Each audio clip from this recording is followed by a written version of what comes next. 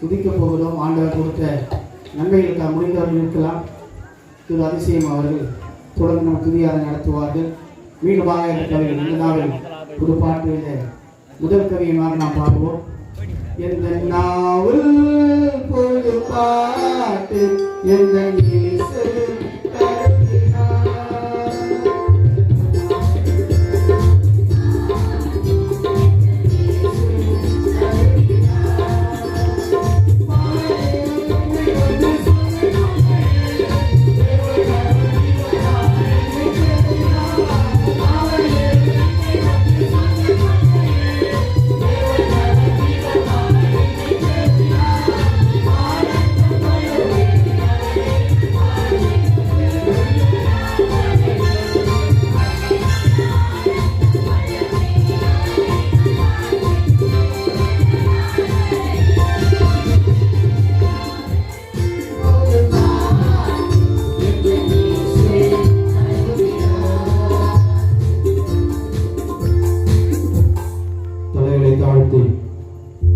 ஆண்டவருடைய பாதத்தில் நாம் நிற்போம். ஆண்டவரே, நான் இருப்பது நிர்மூலமாகாது இருப்பது ஆண்டவரே, உங்களுடைய கிருபையினால நாங்கள் சூழ்ந்து கொண்டு இருக்கிற தகப்பனே, இந்த இடத்துல ஆண்டவருடைய கிருபை சமாதானம் ஆண்டவரே எங்களோடு கூட இருக்கும்படியா நாங்கள் சுபிக்கிற தகப்பனே, வந்தவர்கள் வெறுமையாய் போகாதபடி ஆண்டவரே, ஆண்டவரே நாங்கள் வெறுமையாய் போக கூடாது ஆண்டவரே, எந்த நோக்கத்தோடு நாங்கள் வந்திருக்கிறோமோ தகப்பனே, அந்த நோக்கத்தின்படி ஆண்டவரே எங்களை நிறைவேற்றி தகப்பனே, எங்களை அதிசயமாய் பார்த்து செய்யும்படியாய் இந்த இடத்துல கூடி வந்திருக்கிற ஒவ்வொரு மீதும் ஆண்டவரே உடைய பிரசனை தாங்கி வழிநடத்தும்படியா நாங்கள் சுபிக்கிறோம் ஆண்டவரே. எல்லா வாய்களை திறந்து சோதனை சொல்லுங்க ஆண்டவரே, சோதனைக்கிற தகப்பனே உடைய பிரசனை எங்களோடு கூட இருக்கும்படியா சுபிக்கிறோம் ஆண்டவரே. உடைய பிரசனம் எங்களோடு கூட இருக்கட்டப்பா. நன்றியோடு துதிக்கிற தகப்பனே ஆண்டவரே, எல்லா கரங்களை தட்டி ஆண்டவரை மகிமைப்படுத்துங்க ஆண்டவரே. சத்தமாய் கரங்களை தட்டி ஆண்டவரே துதிக்கிற உள்ளத்தை எங்களுக்கு கொடுங்க ஆண்டவரே. பரிசுத்தமான இல்லத்தை எங்களுக்கு கொடுங்க ஆண்டவரே. கிருபை எங்களோடு கூட இருக்கும்படியா துதிக்கிறப்பா. மக்கள் நன்றி செலுத்துகிறோம் ஆண்டவரே. சத்தமாய் கரங்களை தட்டி ஆண்டவரே நன்றியோடு நாங்கள் துதிக்கிறோம் தகப்பனே. இந்த பிரசனம் எங்களோடு கூட இருக்கட்டும் தகப்பனே. ஒவ்வொரு அசைக்கப்படாதபடி ஆண்டவரே, இருள் சூடாதபடி தகப்பனே, பரிசுத்தமான வாழ்க்கையில வாழ தகப்பனே நீ தகுதிப்படுத்தும்படியா நாங்கள் ஜெபிக்கிறோம் ஆண்டவரே. மக்கள் நன்றி செலுத்துகிறோம் ஆண்டவரே. ஆவியானவர் தாமே நடத்துங்கப்பா. எல்லா வாய்களை திறந்து சோதனை சொல்லுங்க ஆண்டவரே. நமக்கு சோதனைக்கிறப்பா, நன்றியோடு துதிக்கிறோம் ஆண்டவரே. ஆண்டவரே ஆவியானவரே நமக்கு பிரசன்னமாய் இருந்து எங்களை வழிநடத்துவீராக. மக்கள் நன்றி செலுத்துகிறோம்ப்பா. நன்றி நன்றி ஆண்டவரே. துதிக்கிறோம் சுவாமி. ஆத்துமாவே நன்றி சொல்லு முழு உள்ளத்தோடு, ஆத்துமாவே நன்றி சொல்லு முழு உள்ளத்தோடு, கர்த்தர் செய்த நன்மைகளை ஒரு நாளும் மறவாதே.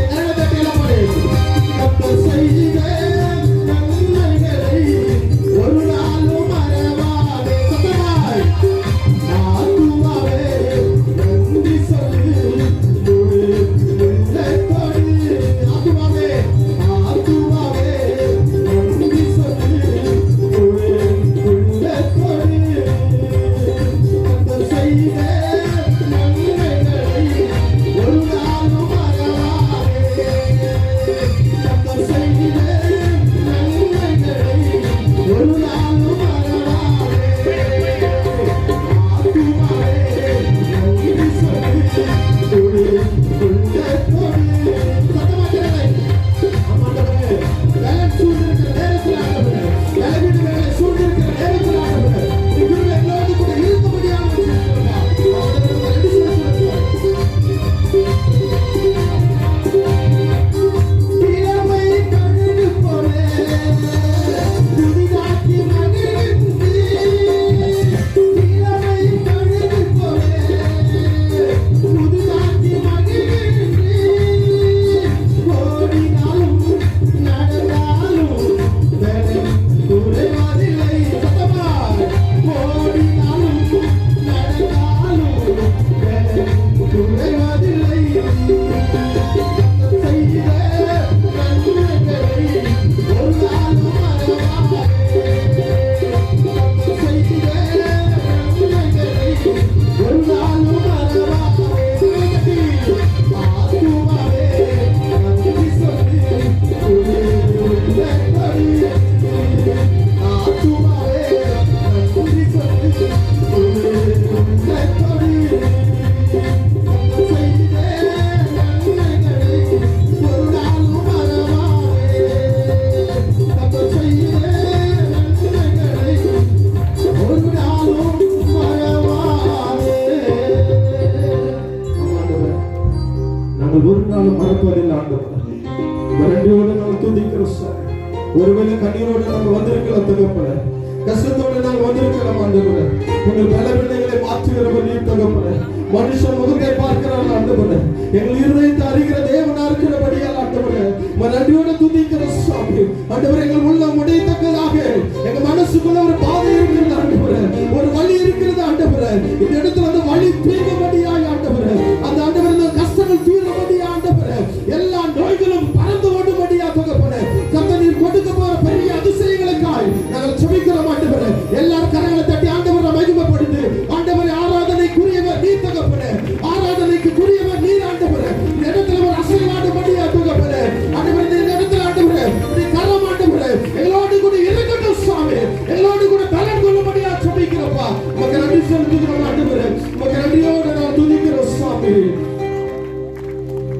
ஒரு தந்தையை போல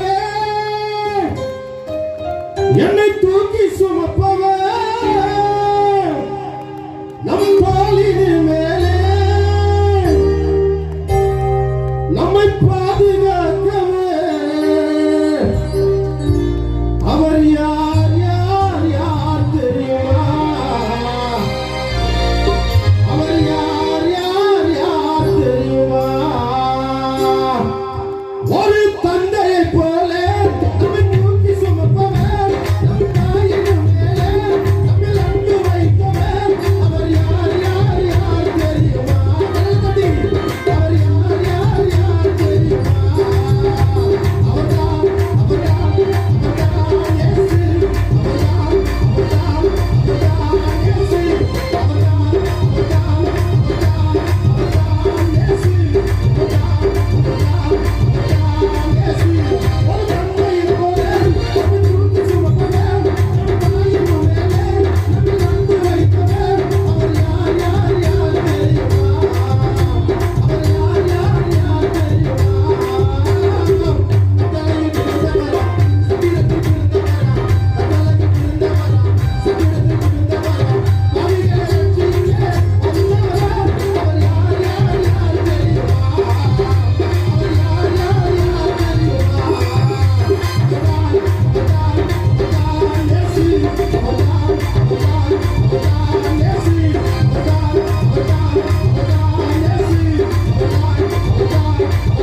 இயேசு. அவர்தான் அவர்தான் அவர்தான் இயேசு. அவர்தான் அவர்தான் அவர்தான் இயேசு. ஆமாண்டவரே, இந்த பிரசன்னங்களோடு கூட இருக்கிறபடினால் மக்கள் நன்றி செலுத்துகிறோம். ஆண்டவரே, எங்கள் மீட்பெரும் ரட்சகர் இயேசு கிறிஸ்து மூலமாக வேண்டிக் கொள்கிற நல்ல பிதாவே. ஆமென். திருச்சபையார் அமரலாம். திருமறை பகுதி நாம் படிக்க கேட்கலாம். திருமறை பாடம்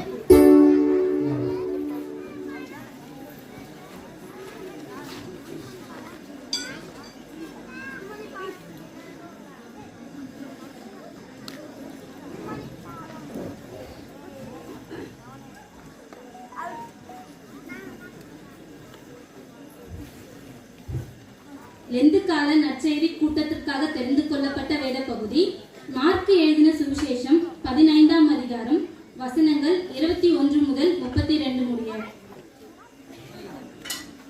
பக்கம் எண் 73. மார்க்கு 15ஆம் அதிகாரம் வசனங்கள் 21 முதல். சீரேனே ஊரானும் அல்சந்தருக்கும் ரூப்புக்கும் தகப்பனுமாகிய சீமோன் என்னப்பட்ட ஒருவன் நாட்டிலிருந்து அவ்வழியே வருகையில் அவருடைய சிலுவையை சுமக்கும்படி அவனை பலவந்தம் பண்ணினார்கள். கபாலஸ்தலம் என்று அர்த்தம் கொள்ளும் கொல்கதா என்னும் இடத்துக்கு அவரை கொண்டு போய் வெள்ளைப்போடும் கலந்த திராட்சரசத்தை அவருக்கு குடிக்க கொடுத்தார்கள். அவர் அதை ஏற்றுக்கொள்ளவில்லை. அப்பொழுது அவரை சிலுவையில் அறைந்தார்கள். அதன் பின்பு அவருடைய வஸ்திரங்களை பங்கிட்டு ஒவ்வொருவரும் ஒவ்வொரு பங்கை எடுத்துக்கொள்ளும்படி அவர்களை குறித்து சீட்டு போட்டார்கள். அவரை சிலுவையில் அறைந்த போது 3ஆம் மணி வேளையா இருந்தது.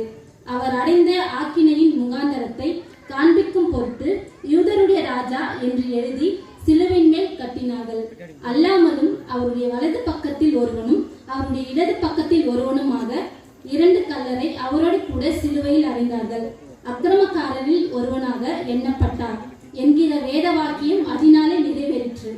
அந்த வழியாய் நடந்து போகிறவர்கள் தங்கள் தலையை துலுக்கி, ஆ ஆ தேவாலயத்தை இடித்து 3 நாளைக்குள்ளே கட்டுகிறவனே, உன்னை நீயே ரட்சித்துக்கொள், சிலுவையில் இருந்து இறங்கி வா என்று அவரை தூஷித்தார்கள்.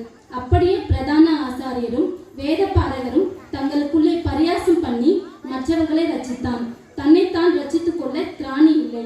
நாம் கண்டு விசுவாசிக்கத்தக்கதாக இஸ்ரவேலுக்கு ராஜாவாக கிறிஸ்து இப்பொழுது சிலுவையில் இருந்து இறங்க கண்டோம் என்று சொல்லிக் கொண்டார்கள். அவரோடு கூட சிலுவையில் அறைந்தப்பட்டவர்களும் அவரை நிந்தித்தார்கள் என்றார் என்பதை வாசிக்கும்படியாக தெரிந்து கொள்ளப்பட்ட வேத பகுதி வாசித்து முடிந்தாயிற்று. கிறிஸ்துவை உமக்கே மகிமை உண்டாவதாக. ஆமென்.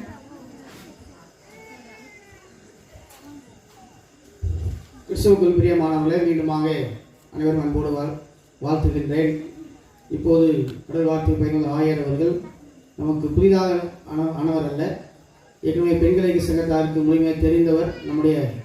நாம் கடந்த ஒரு நாள் கூடுகை செல்கின்ற போது பாண்டிச்சேரியிலே அவர் தான் நமக்கு உணவு அளித்தார்கள் என்பதை நான் தெரிவித்துக் கொள்கின்றேன். இப்போது நாம் மீண்டும் அவர் கரங்களை பற்றி நாம் வரவேற்போமா?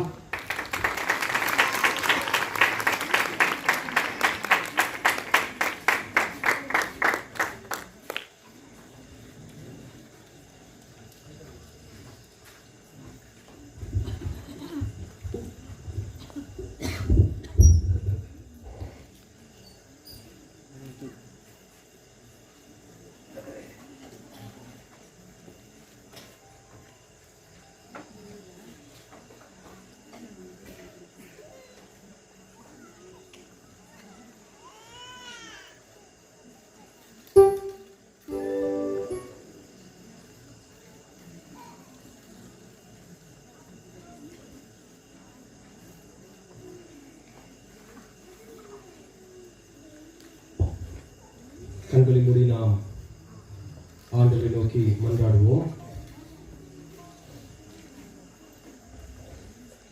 அருள் நிறைந்த எங்கள் நம்பின ஆண்டவரே, இந்த சிறப்பான நாளுக்காக நாங்கள் நமக்கு நன்றி செலுத்துகிறோம். ஒவ்வொரு ஆண்டும் ஆன்மீக வாழ்விலே நாங்கள் வளர வேண்டும் என்பதற்காக கிருபையின் நாட்களாக, ஈவின் நாட்களாக நீர் தருகின்ற இந்த லெந்து நாட்களுக்காக நாங்கள் நமக்கு நன்றி செலுத்துகிறோம்.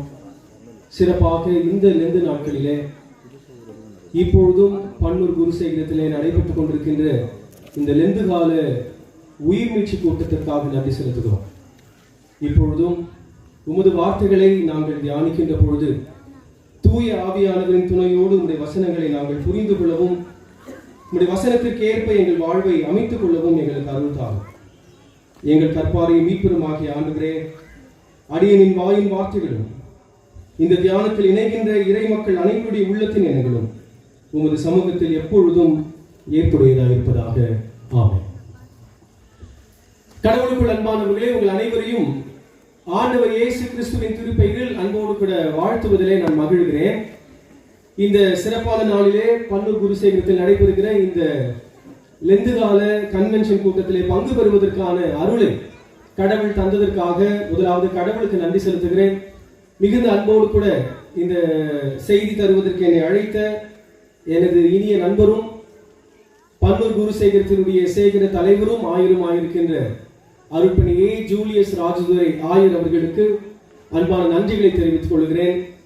சேகர குழுவினுடைய செயலர், பொருளர், சேகர குழு உறுப்பினர்கள், அனைத்து ஊழியர்கள், அனைத்து திருச்சபையினுடைய மூப்பர்கள், இறை மக்கள், ஐக்கிய சங்கங்கள், சிறு குழந்தைகள், பெரியவர்கள், உங்கள் அனைவருக்கும் எனது சார்பாக, நான் சார்ந்திருக்கின்ற பாண்டிச்சேரி தூய லூக்கா ஆலயத்தின் சார்பாக மிகுந்த வாழ்த்துதல்களையும் நன்றிகளையும் தெரிவித்துக் கொள்வதிலே நான் மகிழ்கிறேன்.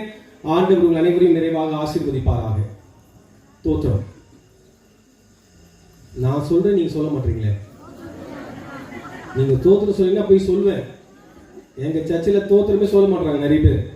அங்க பன்னூர்ல போய் கையை தான் தூக்குனேன், தோத்திரம் தோத்திரம் தோத்திரம் தோத்திரம்னு எல்லாரும் தோத்திரம் சொன்னாங்கன்னு போய் சொல்லி அவங்கள மாத்தலாம்னு யோசித்து இருக்கேன். சரி, இந்த பன்னூர் கிராமத்திற்கு வருகின்ற பொழுது கிராமத்தை வந்து சேர்ந்து விட்டோமா என்று சொல்லி எப்படி கண்டுபிடிப்பீங்க? போன் பண்ணி பாப்பீங்களா?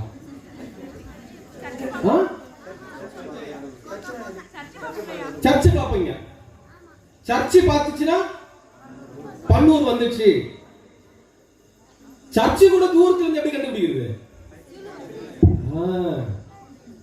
சிலுவையை பார்த்துதான் இந்த ஆலயம் இருக்கிறது என்று நம்ம கண்டுபிடிக்கிறோம். இந்த ஆலயத்தினுடைய சிறப்பே, இந்த ஆலயம் எதை தாங்கி இருக்கிறது சொல்லுங்க? சிலுவையை தாங்கி இருப்பதனால் தான் இது ஒரு சிறப்புக்குரிய ஆலயம். இந்த சிலுவை துவக்க காலத்தில் என்ன சின்னமா இருந்துச்சு? பாவிகளின் சின்னம். இப்ப நம்ம ஊர்ல மிகப்பெரிய குற்றம் செய்தவர்களுக்கு என்ன தண்டனை கொடுப்பாங்க? இப்ப நிறைய பேர் கொடுக்கறதே இல்ல, ஜாமீன் வாங்கி வெளியே வந்துடுறாங்க. உண்மையிலேயே குற்றம் செய்து அவருக்கு மரண தண்டனை கொடுத்தா எப்படி மரண தண்டனை கொடுப்பாங்க? ஒரு கவுர்ல கட்டி தூக்குல போட்டு அவங்க தூக்குன்னு தூக்கி காலி பண்ணிடுவாங்க. யாராவது ஒரு தூக்கு கயிறு எடுத்து பக்தியா கழுத்துல மாட்டின்னு வருவீங்களா? அப்படி ஒரு சின்னம் தாங்க இந்த சிலுவை சின்னம். ரோமர்கள் ஆட்சி செய்த பொழுது மிக மிக கொடுமையான பாவம் செய்தவர்களை கொலை செய்கின்ற ஒரு கொலை கருவிதான் எது? சிலுவை. இப்ப நம்ம ஊர்ல எப்படி தூக்கு கயிறோ அதே போல ரோமர்கள் ஆட்சி காலத்துல ஒருவரை கொலை செய்வதற்காக பயன்படுத்தினது அந்த தூக்கு மரம் போல இருக்கின்ற சிலுவை மரம். ஆனா அதுக்கு எப்படி இப்பொழுது இவ்வளவு சிறப்பு இருக்கு? யாரெல்லாம் இப்ப சிலுவை அணிஞ்சிருக்கீங்க காட்டுங்க.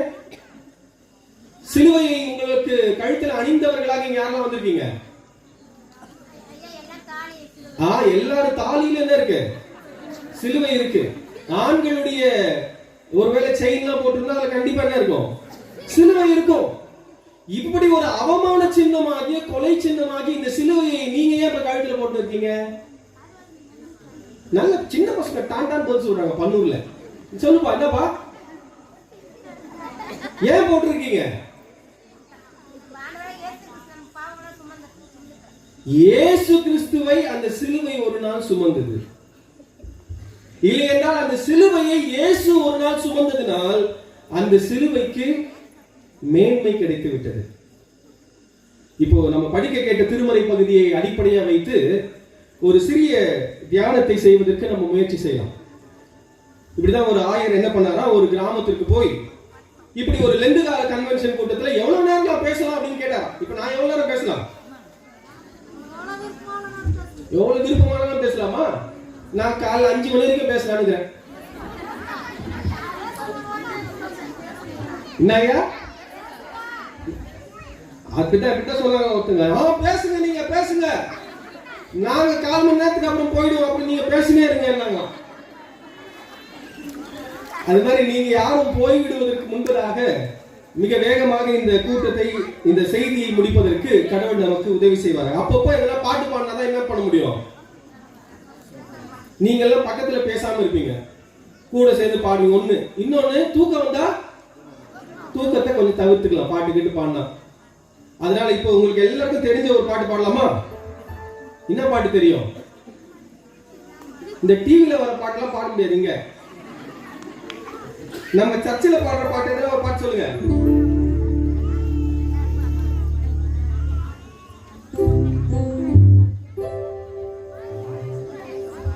திரண்ட ஆஸ்தி, உயர்ந்த கல்வி, செல்வாக்கு,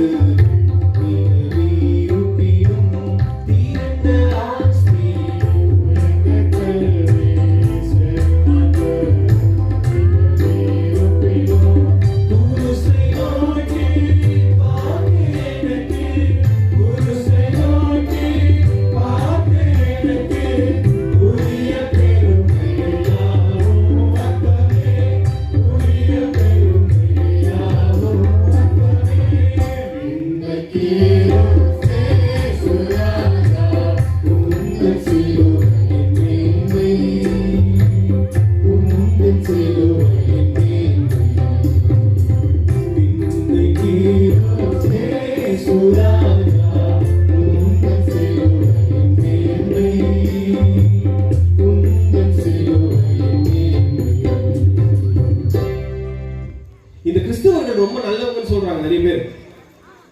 ஆமாவா? எல்லாம் இங்க சின்ன பசங்க தான் பதில் சொல்றாங்களே. சண்டே ஸ்கூல் அவ்வளவு ஸ்ட்ராங்கா? சரி, கிறிஸ்தவர்கள் ரொம்ப நல்லவங்க, ஆமாவா இல்லையா? ஏங்க இப்படி போய் சொல்றீங்க?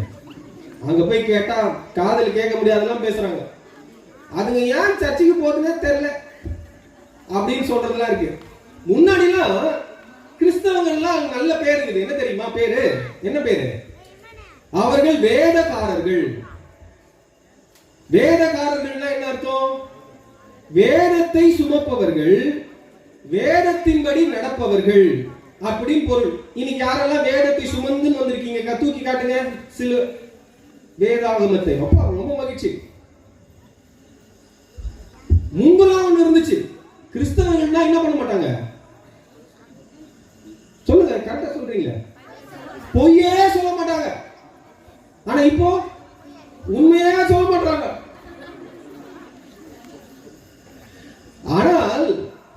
கிறிஸ்தவர்கள் முன்னாடியில இருந்து இப்ப கூட நல்ல நல்ல கிறிஸ்தவர்கள் பொய் சொல்ல மாட்டாங்க, ஆனால் பொய்ய பாட்டா பாடுவாங்கன்னு சொல்லிக்கிறாங்க. இப்ப நம்ம பாடணும்ல, திரண்ட ஆஸ்தி, உயர்ந்த கல்வி, செல்வாக்குகள் மிக விருப்பினும் குருசை நோக்கி பார்க்க எனக்கு உரிய பெருமை யாவும் அற்பமே அப்படின்னு எத்தனை பேர் நினைக்கிறோம்? எத்தனை முறை நம் வாழ்விலே நமக்கு இருக்கின்றவைகள் எல்லாம் பெருமையா பேசுறோம். நான் படிச்ச படிப்பு என்ன, எங்க வீட்டு பின்னணி என்ன, எனக்கு இருக்கிற சொத்து பத்து என்ன, அப்படி என்று சொல்லி நம்முடைய தனிப்பட்ட காரியங்கள் எல்லாம் மேன்மை மேன்மை மேன்மை என்றுதானே பல நேரங்களில் நம்ம சிந்திக்கிறோம். ஆனால் இன்று கடவுளுடைய வார்த்தை நம்ம எதற்கு அழைக்கிறது? சிலுவை நம்மளுடைய மேன்மையாக இருக்க வேண்டும். இன்னைக்கு நம்ம படிக்க கேட்ட திருமறை பகுதியே மார்க்கு நற்செய்தி நூல் 15வது அதிகாரத்தை திருப்பி வச்சுக்கோங்க. மார்க்குன்னு ஒண்ணு ஆதியாகமத்துல இருந்து பாக்குறாங்க ஒருத்தங்க. எங்க மார்க்கு? இந்த பக்கத்துல பின்னாடி இருக்கு. பின்னாடி இன்னும் வெளிப்படுத்துக்கு போயிடுறாங்க. வெளிப்படுத்துறதுக்கு பக்கத்துல இல்லையா மார்க்கு? மார்க் எங்க இருக்கிற? எங்க இருக்கு மார்க்கு? மார்க்கு யாரா பேருக்கு வச்சு இருக்க போறீங்க, அது வேற பிரச்சனை ஆயிட போகுது. மார்க் 15வது அதிகாரத்துல படிக்க கேட்ட 21வது வசனத்திலிருந்து 32வது வசனத்துல இந்த பகுதியை எத்தனை முறை படிச்சிருக்கோம் நம்ம? ஒவ்வொரு ஆண்டும் இந்த பகுதியை எப்படியாக நம்ம படிச்சிருவோம். குறிப்பாக பெரிய வெள்ளிக்கிழமை அன்று இயேசு சிலுவை சுமந்தது, வழியில் என்னெல்லாம் நடந்தது, சிலுவை கொல்கதாவுக்கு போன பிறகு என்னெல்லாம் நடந்தது, எல்லாத்தையும் நம்ம படிக்கிறோம். அதுல மிக முக்கியமாக ஒரு நபர் அப்படி வந்து டக்குன்னு வெளியே போயிடுறார். அவர்தான் யாரு? இப்ப நீங்க எல்லாம் இங்க உட்காந்துக்கிறீங்க, எல்லாம் வெளியே போயிட்டுக்கிறீங்க மனதளவுல. அதுதான் இப்ப ஆங்கிலத்துல சொல்லுவாங்க பிசிக்கலி பிரசன்ட் மென்டலி ஆப்சென்ட்வாங்கல, அந்த மாதிரி இருக்கு போல இருக்கும். கரெக்டா அது கூட ஒத்துக்குது, ஆமான்னு. இங்க ஒரு நபர் என்ன பண்றாரு? திடீர்னு வருகிறார், ஒரு காரியத்தை செய்து அப்படியே திரைக்கு பின்னாலே போகிறார். யார் அவர்? யூதாஸ் காரியோத்தா. சீரேனே ஊரானாகிய சிமியோன் இல்ல, சீமோன். இப்பொழுது இயேசுவினுடைய வாழ்க்கையில மிக முக்கிய பங்கை இவர் ஆற்றுகிறார். ஏனென்றால் இயேசு சாக போகின்ற நிலைமையில், அவருடைய மரணத்தினுடைய கடைசி பயணத்தில் இவர் இருப்பதிலிருந்து மிகப்பெரிய ஒரு பங்களிப்பை இவர் செய்தார் என்று சொன்னால் அது கண்டிப்பாக மிகையாகாது. பேதுரு ஒரு முறை சொன்னார், லூக்கா 22வது அதிகாரம் 23வது வசனத்தில் என்ன சொன்னார்? ஆண்டவரே, உம்மோடு இறக்க நேரிட்டாலும் நான் உம்மை மறுதலிக்க மாட்டேன். இயேசு சொல்றார், சீமோனே, இன்று இரவே நான் அவரை அறியேன் என்று சேவல் இருமுறைக்கு முன் நீ என்னை 3 முறை மறுதலிப்பான்னு சொன்னா, ஆண்டவரே செத்தால சாவனை தவிர என் வாயால ஒண்ணு தெரியாதுன்னு சொல்ல மாட்டாயா. ஆனா சொன்னாரா இல்லையா? சொல்லிட்டார். ஆனால் இந்த நபர் வாழ்க்கையின் மிக முக்கிய படிப்பினைகளை நமக்கு சொல்லிக் கொடுக்கிறார். இந்த சீரேனே ஊரானாகிய சீமோன்.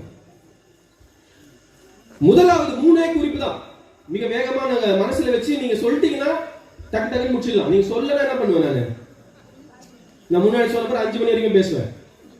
நீங்க சொல்றதெல்லாம் கரெக்டா கேட்க கேட்க பதிலா சொல்லிட்டீங்கன்னா சீக்கிரம் முடிச்சிடலாம் செர்மன் அருளுரை. முதலாவது குறிப்பாக நான் சொல்ல வருவது வழிபோக்கனான சீமோன். சொல்லுங்க, திருப்பி சொல்லுங்க. ஒரு வழிபோக்கனாக இயேசுவை இந்த சீமோன் சந்தித்தார் என்றால் அது கண்டிப்பாக மிகையானது. இப்ப இந்த சீமோன் என்கின்ற இந்த பெயருக்கு எபிரேயத்துல ஒரு நல்ல அர்த்தம் இருக்கு. இப்ப உங்க பேருக்குல என்ன அர்த்தம் தெரியுமா? இப்ப உங்க எல்லார் பேரையும் கேட்டு அந்த பேருக்கு என்ன அர்த்தம் கேட்டா உங்களால சொல்ல முடியுமா? சொல்ல முடியுமா? இப்ப சில பேர் பேர் வைக்கிறா அது வாயில நுழைய மாட்டேங்குது. அதுக்கப்புறம் அதுக்கு எப்படி அர்த்தம் வேற நம்ம கேட்கறது? ஆனால் திருமறையில் இருக்கின்ற ஒவ்வொரு பெயர்களுக்கும் ஆழமான அர்த்தம் இருக்கிறது. குறிப்பாக சீமோன் என்கின்ற இந்த பெயரினுடைய எபிரேய பொருள், எபிரேய அர்த்தம் என்னவென்றால் கவனித்தல். என்னதுங்க? இப்ப நீங்க என்ன பண்ணிருக்கீங்க? அப்போ உங்க எல்லாருக்கும் என்ன பேர் வைக்கலாம்? ஐயா ஞானஸ்தானம் கொடுத்த எல்லாரும் பேரையும் சீமோன் மாத்திருக்கோம். பொம்பளைங்களுக்கு வேற ஒரு பேர் கண்டுபிடிச்சு சொல்றேன். உங்களுக்கு சீமோன் வச்சா நல்லா இருக்காது. கவனித்தல் என்பதுதான் இந்த சீமோன் என்கின்ற எபிரேய வார்த்தையினுடைய பொருள். இவர் ஏற்கனவே சொன்னது போல சீரேனே என்கின்ற ஊரில் இருந்து வந்த சீமோன். சீமோன் நிறைய பேர் இருந்தாங்க. அப்ப இவர் இந்த சீமோன் அப்படி என்று சொல்லுவதற்காக தான் என்ன சொல்றாங்க? ஊர் பேரை சொல்றாங்க. இப்ப உதாரணத்துக்கு இப்ப இதே குருசேகரத்துல வேற ஒரு ஆலயத்திலேயே இன்னொரு பேரும் இங்க இருக்கிற ஒருத்தர் பேரும் ஒரே பேருன்னு வச்சுக்கோங்க. எப்படி அவரை கூப்பிடுவீங்க? பன்னூர் ஏதோ ஒரு பேர், இல்லைன்னா பூஷா நத்தத்தில இருந்து வருகிறவர், ஒரே பேர் தான், ஆனா ஊர் பேரை சொல்லி சொல்லுவோம்ல. அதே போல சீரேனே ஊரில் இருந்து வருகின்ற இந்த சீமோன், இந்த சீரேனே என்கின்ற ஊர் என்பது எது என்று பார்த்தால், கிரேக்கர்கள் ஆண்ட பொழுது கிரேக்கர்களுடைய அவர்களுடைய வலயத்தில் இல்லைன்னா அவர்களுடைய அதிகாரத்தின் கீழாக இருந்த ஒரு காலனி. அதுதான் இந்த சீரேனே என்கின்ற ஊர். உதாரணத்துக்கு நான் பாண்டிச்சேரின்னு வரேன்னு சொன்னல, பாண்டிச்சேரி என்ன சொல்லுவாங்க? அதேங்கப்பா, பாண்டிச்சேரியை புதுச்சேரின்னு சொல்லுவாங்க. கரெக்ட் தான், புதுச்சேரி மாத்திட்டாங்க. அதுக்கு இன்னொன்னு சொல்லுவாங்க, அது ஒரு மாநிலம் கிடையாது. என்னது? யூனியன் டெரிட்டரி, யூனியன் பிரதேசம். யாருக்கு கீழே இருந்தது முதல்ல? French colony. எப்படி அது இருப்பது இந்தியாவில், ஆனால் அது எங்க இருந்து ஆட்சி செய்ததுன்னா பிரான்சில் இருந்து பிரெஞ்சுக்காரன் ஆட்சி செய்ததுனால அது இந்தியாவில் இருந்தாலும் யாருடைய காலனி? அது பிரெஞ்சுக்கார காலனி. அதே போலதான் இந்த சீரேனே என்கின்ற ஊர் கிரேக்கர்கள் எங்க வேணா இருந்திருக்கலாம், ஆனால் இந்த சீரேனே என்கின்ற ஊர் கிரேக்கர்களுடைய கீழே இருந்தது. குறிப்பாக கிரேக்கர்கள் இந்த ஆட்சி புரிந்து கொண்டிருந்த பொழுது சொட்டே, இதெல்லாம் முக்கியமான கொஸ்டின். கடைசியில ஒரு கொஸ்டின் பேப்பர் கொடுப்பாங்க. ஒரு ரெண்டு முக்கியமான கொஸ்டின் சொல்லிக்கிறேன். ஃபர்ஸ்ட் கொஸ்டின் என்னன்னா, சீமோன் என்கின்ற பெயருக்கு என்ன பொருள்? ஐயா வர மாசம் ஒரு வேத வினா போட்டி ஒன்று நடத்துவார் ஐயா. நடக்குதா? அந்த மாதிரி ஏதாவதுங்க நடக்குதா? இந்த முறை போர்ஷன் இந்த லெந்து கால கன்வென்ஷன் இருந்து வைப்பார் ஐயா. அதுல மிக நிறைய கொஸ்டின் இப்ப நான் சொல்ற செர்மன்ல இருந்து இருக்குது. அதனால கரெக்டா பேப்பரை ஒண்ணு எழுதுறாங்க. ஒரு அம்மா, எவ்வளவு நல்ல அம்மா பாருங்க. பேனாவை கடன் வாங்கி அவங்க எடுத்து வரல, கூட்டு பேனாவை வாங்கி எழுதுறாங்க. சரி, மகிழ்ச்சி. இந்த சீரேனே ஊர்ல யூதர்கள் சிதறடித்து உலகின் பல பகுதிகளுக்கு போன பொழுது 25,000 யூதர்கள் எங்க போனாங்க? சீரேனே ஊருக்கு போய் தஞ்சம் புகுந்தார்கள். அப்போ சீமோன் யார்? அவர் அடிப்படையில அவர் ஒரு யூதர். இயேசு ஒரு யூதர், சீமோனும் ஒரு யூதர். ஆனா பாலஸ்தீனாவில் இல்ல. எங்க இருக்கிறாரு? சீரேனே என்கின்ற ஊர்ல இருக்கிறார். இந்த சீரேனே ஊரில் வருகிறவர்களுக்கு பாஸ்கா பண்டிகை கொண்டாடுவதற்காக எருசலேமில் ஒரு தொழுகை கூடம் ஒன்று இருந்தது. அந்த தொழுகை கூடத்துல ஆண்டுக்கு ஒரு முறை பாஸ்கா பண்டிகையை கொண்டாடுவதற்காக யூதர்கள் என்ன பண்ணுவாங்க? சீரேனே ஊர்ல இருந்து எருசலேமுக்கு வருவார்கள். அப்படி வந்தவர் தான் யாருங்க? கதை மாதிரி நான் சொல்லுகிறேன், நல்லா புரியுதுல? அங்கிருந்து இந்த பண்டிகையை கொண்டாடுவதற்காக வந்தவர் தான் இந்த சீரேனே ஊரானாகிய சீமோன். பாக்குற வழி போகலாம் வந்திருக்கிறார். என்னடா திடீர்னு இவ்வளவு கூட்டம் போதே? இப்ப நம்ம கூட எங்கேயாவது போயிருக்கிறோம்னு வச்சுக்கோ, திடீர்னு ஒரு கூட்டம் வச்சு என்ன பண்ணிடுவோம்? என்ன கூட்டம்? கூட்டம் கூப்பிட்டாங்க, பார்ப்பாங்க, என்ன ஒரே கூட்டமாகுது அப்படின்னு பார்ப்பாங்க. அதே போல இவரும் பண்டிகையை கொண்டாட வருகின்ற போது அங்க ஒரே கூட்டமா இருக்குது. என்ன கூட்டம்? இயேசு என்கின்ற ஒருவரை கொலை செய்வதற்காக சிலுவையை சுமந்து கொண்டு அவர் செல்லுகிறார். அவர் செல்லுகின்ற வழி நெடுக ரெண்டு பக்கமும் மக்கள் நின்று என்ன பண்ணிட்டு இருக்காங்க? இதை பார்த்து கொண்டிருக்கிறார்கள். பொதுவா சிலுவை மரணத்தை கொல்கதாவில் ஆண்டவர் இயேசு சிலுவையில் அறைந்து கொல்லப்பட்டார் என்று நம்ம படிக்கிறோம். அப்படிதான் நடந்தது, மாற்று கருத்து இல்லை. ஆனால் இயேசுவுக்கு முன்னாலும் சிலுவையில பல பேர் என்ன பண்ணாங்க பாத்தீங்களா? டக்குன்னு தூங்குறீங்க, ஒரு பாட்டு பாட வேண்டியதான். இருங்க, இல்ல சரி வராது. இப்பதான் நான் சொன்னேன், பாட்டு பாடலாம் தூக்கம் வரேன்னு சொன்னா இல்லையா? யாரும் தூங்குறீங்கன்னு தெரிஞ்சே லைட் இல்ல எல்லாம் தூங்குறதெல்லாம். சரி, நீங்க தூங்குறீங்கன்னா நான் பாட்டு பாடுவேன், அதனால உங்க கவனிங்க. இப்போ வேற ஐயா வேற டைமுக்கு முடிக்க சொல்லிக்கிறாரு. நான் சொல்லிட்டேன், நீங்க லேட் பண்ண உங்களுக்கு தான் லேட் வீட்டுக்கு போறதுக்கு. இப்போ சிலுவை கொல்கதா மலையில அடிக்கப்படுவார்கள். ஆனால் சிலுவைக்கு 2 சட்டம் இருக்கு. என்ன சட்டம்? ஒண்ணு, சிலுவை எப்படி இருக்கு? இப்படி ஒரு கட்டை, இப்படி ஒரு கட்டை இருக்கு இல்ல? இந்த நெடுக்க இருக்கின்ற கட்டையை தான் என்ன பண்ணுவாங்க, அந்த குற்றவாளியை எங்கு கொலை செய்ய போகிறார்களோ அங்கு போய் முன்னாடியே நட்டுருவாங்க. இந்த குறுக்க இருக்குல்ல ஒரு கட்டை, அதை அந்த குற்றவாளியினுடைய கையை நல்லா இப்படி விரிச்சு என்ன பண்ணிடுவாங்க, அந்த கட்டைய கையில கட்டிடுவாங்க. இப்ப அவர் தவறி கீழே விழுந்தா கூட என்ன ஆகும்? கட்டையோட விழுவாங்க. எது முதல்ல அடிப்படும்? கரெக்டா சொன்னாங்க, சொல்லுங்க. முகம். நம்ம கூட கீழே விழுறோம், உடனே நம்மளை பாதுகாப்பது எது? கை. கைதான் ஒரு கை அப்படி தாங்கி பிடிக்குது. கையை கட்டையில இருந்துச்சுன்னா எப்படி கீழே விழுந்தா முகத்தில் அடிக்கும். அதனால்தான் ஏசாயா எழுதுகிறார், நாம் அவரை பார்க்கும் பொழுது அவரை விரும்பத்தக்க ரூபம் அவருக்கு இல்லாதிருந்தது. நடந்து போகும்போது அப்பப்போ கீழே விழுறாரு. தமான்னு ஒரு பாறையில் விழுந்தோன்னா அடிக்குது பாறை, பொழந்துக்குது மூஞ்சி, கொட்டுது ரத்தம். இப்படி அவர்கள் பயணித்துக் கொண்டு போன பிறகு கடைசியில அங்க இருக்கின்ற அந்த நெடுக்கு கட்டையை வச்சு என்ன பண்ணுவாங்க, அதை இறக்கி திருப்பி படுக்க வைத்து 2 கையில ஆணி 2 காலை சேர்த்து வச்சு ஆணிலாம் அடிச்ச பிறகுதான் என்ன பண்ணுவாங்க, நிறுத்துவாங்க. இப்ப இவங்க நடந்து போகின்ற பொழுது அந்த குற்றவாளியினுடைய கழுத்துல ஒரு என்ன சொல்ற, ஒரு பலகையில ஒரு விஷயத்தை எழுதி இப்படி மாட்டி விட்டுருவாங்க. அதுல என்ன எழுதி இருக்குமா, இந்த மனிதன் எதற்காக சிலுவையில் அறையப்படுகிறான் அப்படின்னு போட்டு அவரை அந்த ஊரில் இருக்கின்ற எல்லா தெருவுக்கும் வழியாக கூட்டு போவாங்களாம். எதுக்கு? நாளைக்கு இன்னொருத்த இந்த தப்பு செய்திடக்கூடாது, இந்த தப்பு செய்தா இந்த மாதிரி நீ சாக ஆயத்தமா இரு அப்படின்னு எல்லாருக்கும் சொல்லுவதற்காக அவர்கள் கழுத்தில் இந்த பலகையை மாற்றி விட்டு அந்த ஊர் வழியா கொண்டு போவார்கள். இல்லைன்னா என்ன பண்ணுவாங்க, இன்னொரு போர் சேவகர் அந்த பலகையை ஒரு கட்டையில அடைச்சு முன்னாடி தூக்கி போவார். இப்ப சில இந்த இயேசுவை பாடுகளை எல்லாம் உணர்த்துகின்ற படங்கள் எல்லாம் பார்த்தா அப்படி பிடிச்சிட்டு போவாங்க பாருங்க. அதுல என்ன எழுதப்பட்டிருக்கு, இயேசு என்ன குற்றம் செய்தாரா, இவர் தன்னை யூதருடைய ராஜா என்று சொன்னார். அதுதான் செய்த குற்றம். அது குற்றமா?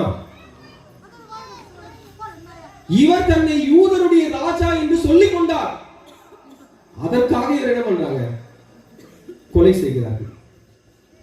இப்படி அவங்க போகின்ற நான் சொன்னேன், ஏற்கனவே அடித்து ரத்தம் எல்லாம் கீழே கொட்டின பிறகு தண்ணி எல்லாம் போயிடுச்சு. அப்பப்ப தடுமாறி கீழே விழுவாங்க. கிட்டத்தட்ட அந்த மலை கிட்ட போகின்ற பொழுது அந்த சிலுவையை தூக்குவதற்கு கூட அவங்க பலம் இருக்காது. அப்ப என்ன செய்வாங்களா, இந்த போர்ச்சேவர்கள், ரோம போர்ச்சேவர்கள் அங்க பார்த்து கொண்டிருக்கிறவங்களுடைய முதுகுல அப்படி தட்டினாங்கன்னா என்ன அர்த்தம், வந்து தூக்குன்னு அர்த்தம் சிலுவை. இயேசு தடுமாறி சிலுவை தூக்கி கொண்டு போகின்ற பொழுது யார் உன்னிப்பா பார்த்து இருக்கிறது, யார் உன்னிப்பா பார்த்து இருக்கிறது? அதான் சொன்ன, கரெக்டா கவனிச்சு வந்தாதான், நடுவில் விட்டீங்கன்னா கட் ஆயிடும் கனெக்ஷன். சீரேன ஊர் சீமான் பார்த்துக்கிறாரு, பாவீங்களா இவர் நல்லவர் தானே, நான் எங்க இருக்கும் போதெல்லாம் கேட்டிருந்தேன், அவங்க எங்க ஊர்ல, இவர் ஏன்டா சாகடிக்கிறாங்க படுபாவீங்கன்னு யோசித்து நிற்கிறாரு. இந்த போர்ச்சேவர்கள் பார்த்து என்ன பண்ணாங்க, டாய் சீமான் டக்குன உடனே என்ன பண்ணி ஆகணும், வந்தாங்க. இப்போ ஒரு டவுட் நமக்கு வரணும் கண்டிப்பா, எவ்வளவு பேர் நின்று பார்த்துருந்தாங்க, ஏன் இவர் மட்டும் மாட்டிக்கினாரு? கொஸ்டின் வரணும்ல. இப்ப இவ்வளவு பேர் இருக்கிறாங்க, திருட்டு வேலை பண்ண போகும்போது என்ன பண்ண மாட்டாங்க, சில பேர் தனியா போக மாட்டான், சில பேர் குழுவா போவான், அதுல ஒருத்த மட்டும் மாட்டிப்பான். அப்ப நம்ம உடனே என்ன கேட்கணும், திருட வந்தவர்கள் 10 பேர் அல்லவா, நீ ஒருவன் மட்டும் மாற்றி கொண்டானே, மற்ற 9 பேர் எங்கே அப்படின்னு கேட்கணும்ல. அதே போல நூற்றுக்கணக்கான பேர் இந்த இயேசுவினுடைய சிலுவை மரணத்தை பார்த்து கொண்டிருந்த பொழுது இந்த சீரேனே ஊரானாகிய சீமோனை மட்டும் ஏன் பிடிச்சாங்க? எதனா பேசிப்பாரா, கேள்வி கேட்டிருப்பார். சரி, நல்ல பதில்கள். இதை நான் எழுதிக்கிறேன், அடுத்த முறை நான் சேர்ந்து ஆட் பண்ணிக்கிறேன். இல்ல லாஜிக்கலான ஆன்சர் இது. ஒன்று, நான் சொன்னது போல இந்த சீரேனே என்கின்ற ஊர் லிபியா என்கின்ற வட ஆப்பிரிக்கா கண்டத்தில் இருக்கின்ற ஒரு ஊர். ஆப்பிரிக்கால இருக்கவங்க எப்படி இருப்பாங்க? கருப்பு சொன்னா உங்களுக்கு என்ன ஆகுது? டிவியில போடுறான் கருப்பா, கருப்பாவா இருக்கிற இந்த அனுபவம் வந்ததுன்னா அவனுக்கு இது கருப்பை மாத்திரத்துக்கு.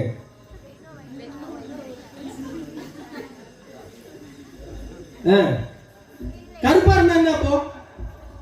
இல்ல கருப்பாவே இருந்தா என்ன அப்போ? இது சொல்லுங்களேன். கருப்பா இருந்தா என்ன? ஒரு மாதிரியா பாக்குறாங்களா? பார்க்கட்டும் ஒரு மாதிரியா. நமக்கு என்ன? சில நாடுகளுக்கு போனா அவங்க அத்தனை பேருமே கருப்பா தான் இருப்பாங்க. அவங்க யாரும் ஃபேர் அண்ட் லவ்லியும் போடுறது இல்ல, வேற என்ன இப்ப சொன்னீங்க டெக்னோவோ ஏதோ ஒண்ணு, எதுவுமே போடுறது இல்லை.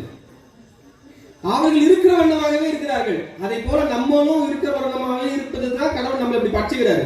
நம்ம என்ன பண்றோம்? கடவுள் படைச்சதே மாத்திரம். என்னையா பச்சை இந்த கருப்பா பச்சியை ஒத்தனை ஒரு மாதிரி பாக்குறான் என்ன அப்படின்னு ஆண்டவர் படைச்சதே என்ன பண்ணும்? பிளானே மாத்திரம். இல்லையா நான் கொஞ்சம் மாத்திக்கிறேன், அப்புறமா நீ படை இன்னொன்னு அப்படின்ற மாதிரி.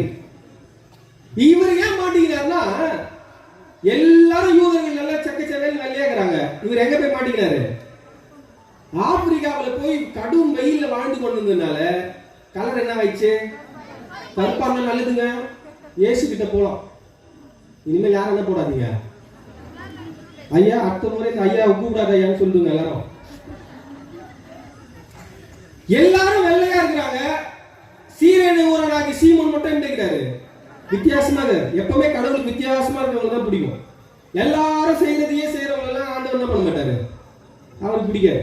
இவன் மட்டும் வித்தியாசமா இருக்கிறானே, இவன் மட்டும் நமக்குன்னு எதனா வித்தியாசமா செய்யறானே, இவனை புடுறா, இவன் நம்ம வேலையை செய்ய வைக்கலாம்னு பிடிக்கும். அப்ப என்ன பண்ணணும்? நீங்க எல்லாரும் இருக்கிறது போல கடவுளுக்காக பிரத்யேகமாக வித்தியாசமா இருப்பதுக்கு முயற்சி செய்யணும். இப்ப இவர் என்ன பண்ணிட்டாரு? சுத்தி பாக்குறாங்க, இவர் மட்டும் கலர் வேற மாதிரி இருக்குது. ஒண்ணு, அது ஒரு காரணம். இல்லைன்னா என்ன காரணம்?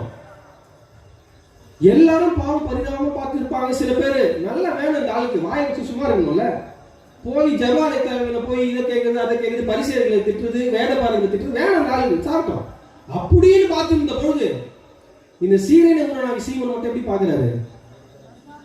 பாக்குறாரு, ஏன்டா இப்படி பண்றாங்க பாவி பசங்க, இந்த ஆள் ஒரு தப்பும் செய்யல, நல்லதானே செஞ்சாரு கேள்விப்பட்டோம். இவர் பார்வை வித்தியாசமா இருந்ததோடனே என்ன பண்ணிட்டாங்க?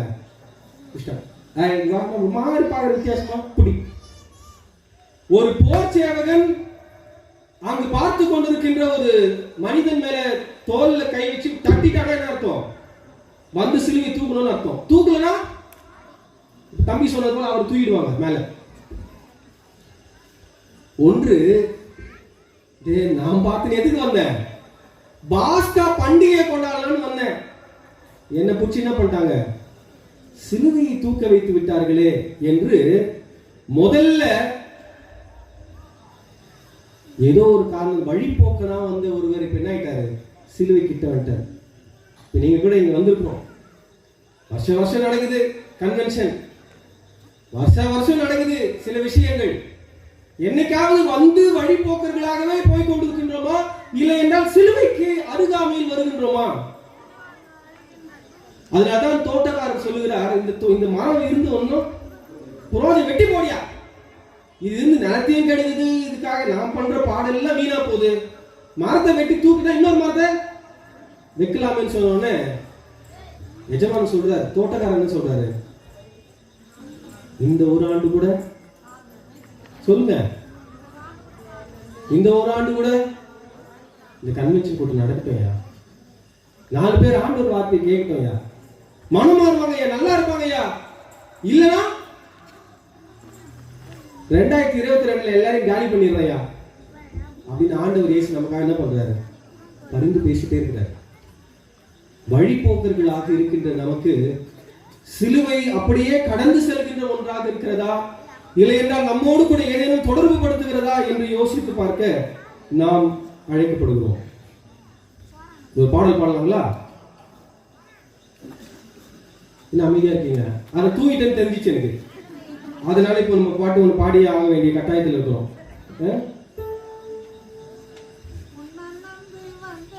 அம்மா நான் ஒரு பாட்டு பாடுறேன், அதுல நீங்க சேர்த்து பாடுங்க.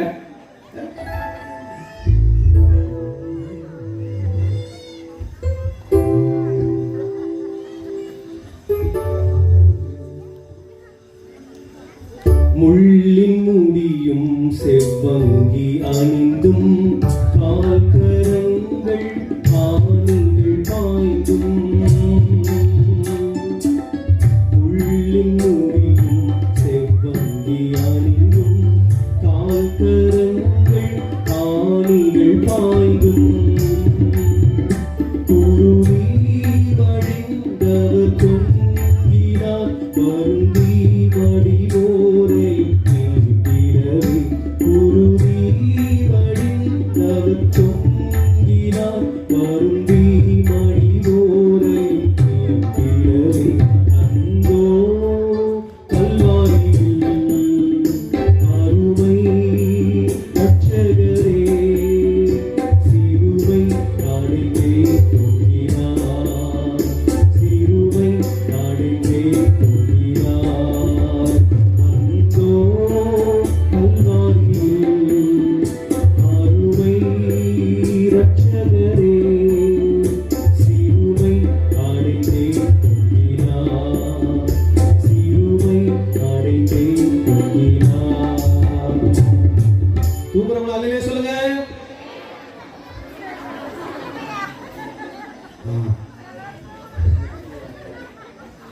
நான் இப்ப என்ன சொன்னேன்? எல்லாம் சொல்றீங்க,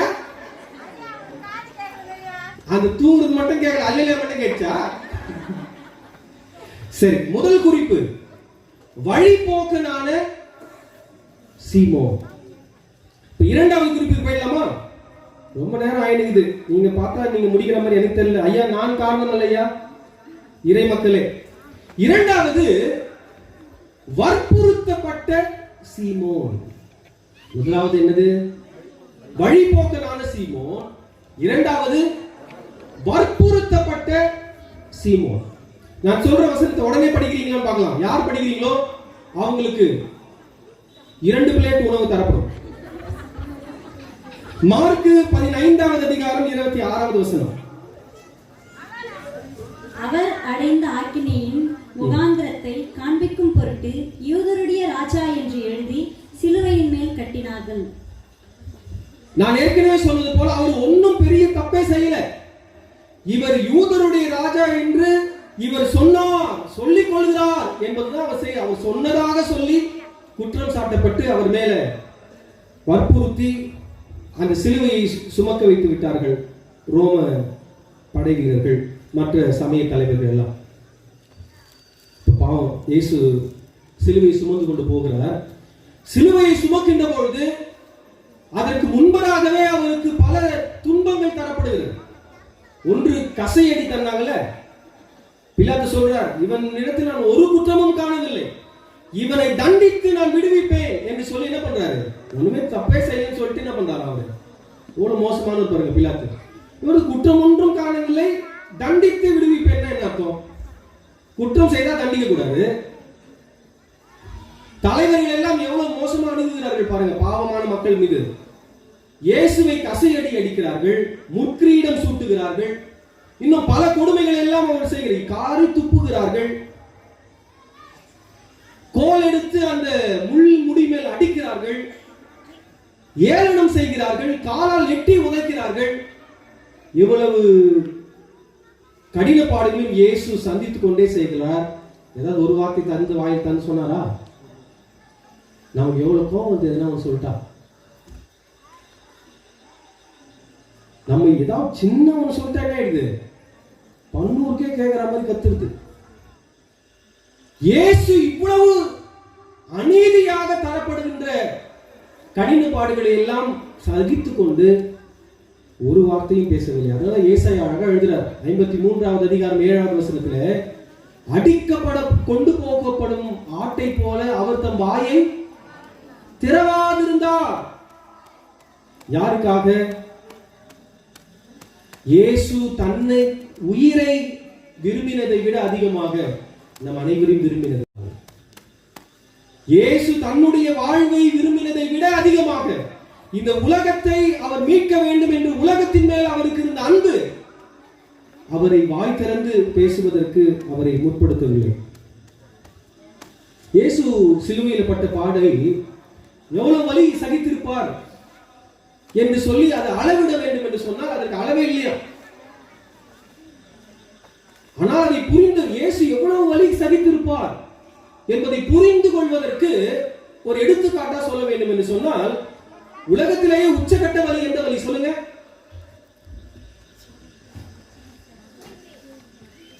சொல்லுங்க.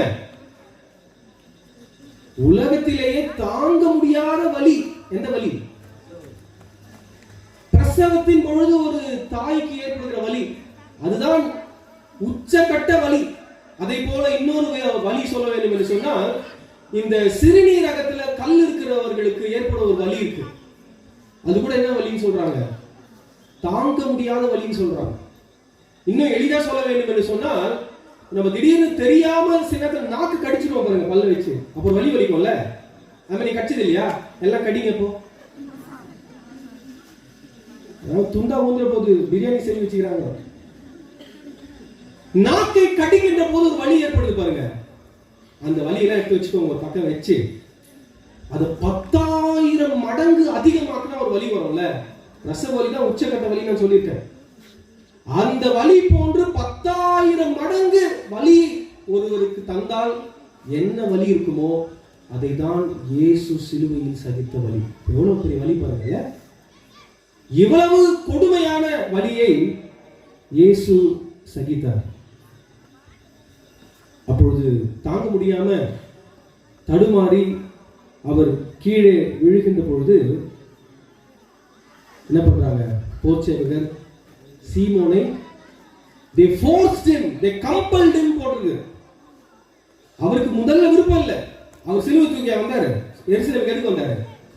பஸ்கா பண்டிகை கொண்டாடி மகிழ்ச்சியா போலான்னு ஊர்ல இருந்து வந்திருக்கிறார். பாவம் ஏழையா கூட வந்திருக்கலாம், குடும்பத்தோடு வந்திருக்கலாம், மனைவி பிள்ளைகளோடு கூட வந்திருக்கலாம். ஒரு இன்னொரு நாட்டுக்கு சென்று பாஸ்கா பண்டிகை கொண்டாடுவதற்கு நிறைய பணம் தேவை. அவ்வளவு பணத்தையும் சேகரித்து வந்து மகிழ்ச்சியா பாஸ்காவை கொண்டாடிட்டு ஊருக்கு போலான்னு வந்தா இங்க என்னாச்சு? சிலுவை சும என்று சொல்லி அவரை வற்புறுத்துவதை நாம் இங்கு பார்க்கிறோம். சிலுவை சுமப்பது ரொம்ப அவமானமான ஒன்று. நான் சொன்னது போல யாரைதான் சிலுவையில் அடிப்பாங்க? ரொம்ப மன்னிக்க முடியாத பெருங்குற்றம் செய்த ஒருவரை தான் சிலுவையில கொள்ளுவார்கள். அப்போ அப்படிப்பட்ட கொலை சின்னத்தை ஒருவர் சுமக்கிறார் என்று சொன்னால் ஊர் என்ன பண்ணும்? இவன் கூட ஏதோ பண்ணிக்கிறான் போல இருப்பா, இல்லைன்னா இவன் சிலுவையை சுமக்கிறான் என்று சொல்லி பிறர் தன்னை அவமானமாய் பேசுகின்ற ஒரு சூழல் சீமோனுக்கு ஏற்பட்டது. அது முதல்ல அவர் விரும்பல. ஆனால் அவர் தூக்கலன்னா அவரே என்ன பண்ணிடுவாங்க? கொன்று விடுவார்கள் என்கின்ற பயத்தில் தான் அவமானத்தின் உச்சகட்டத்தில் தான் என்ன பண்றாரு? சிலுவையை சுமக்கிறார்.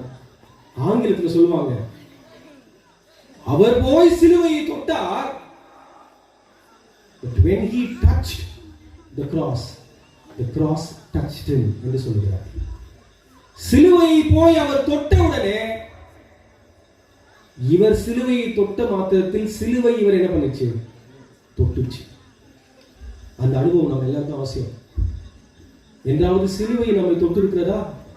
நம்ம பல நேரத்தில் சிலுவையை தொடுகிறோம். ஒரு சொன்னது போல தாலியில இருக்கு தொடுறோம், செயின்ல இருக்கு தொடுறோம், நம்மளுடைய கீ செயின் சில பேர் கிராஸ்ல வச்சிருக்காங்க, அதை தொடுகிறோம்.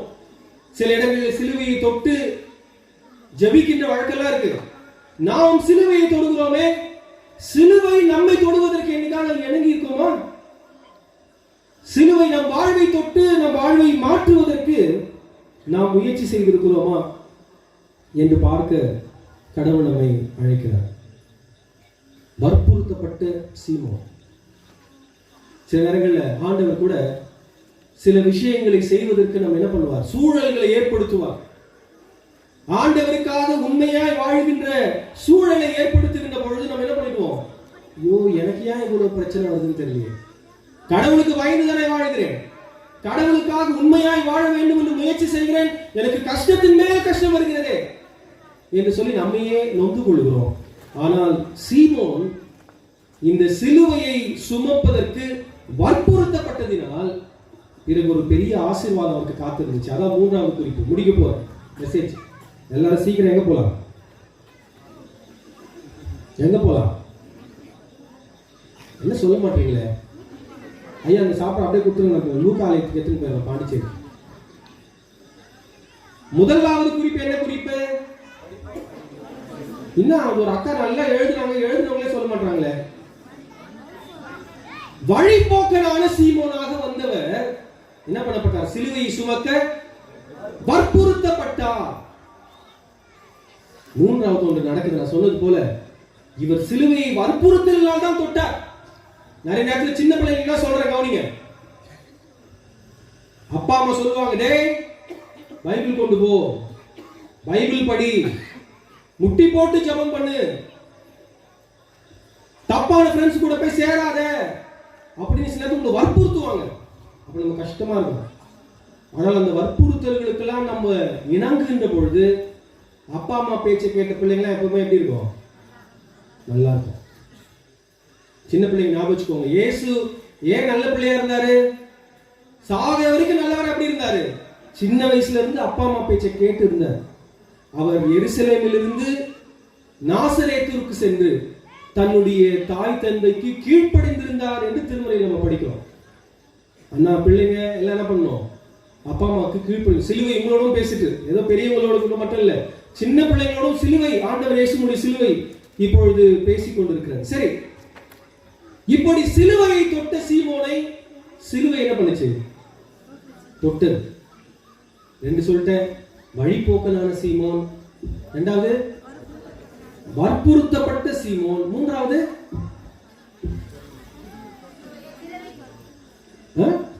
இன்னொரு கூட நீங்க எல்லாம் கவனிச்சுக்கணும். எல்லா எழுத்தும் எப்படி தொடங்குது? வா வான் தொடங்குது. வழிபோக்கனான சீமோன், வற்புறுத்தப்பட்ட சீமோன், அப்புறம் வாழ்வையே தந்த சீமோன். எழுதிச்சுக்கோ. சிலுவை இவர் தொட்ட பொழுது, சிலுவை இவரை தொட்ட பொழுது அவர் தன் வாழ்வையே தருகிறவராக மாற்றப்படுகிறார். பாஸ்கா பண்டிகை எதுக்கு கொண்டாடுவாங்க? பாஸ்கா பண்டிகையில என்ன கொண்டாடுவாங்க? ஒரு ஆட்டை பலியிட்டு அந்த ரத்தத்தை ஊற்றி தங்கள் பாவங்கள் எல்லாம் அந்த ஆட்டின் மேல் செலுத்தப்பட்ட அந்த ஆடு இறந்துச்சு. அந்த ஆடு பாவத்தால் மரித்தது, நான் பாவத்திலிருந்து விடுதலை பெற்றேன். அதுதான் பாஸ்கா பண்டிகையினுடைய ஆழம்.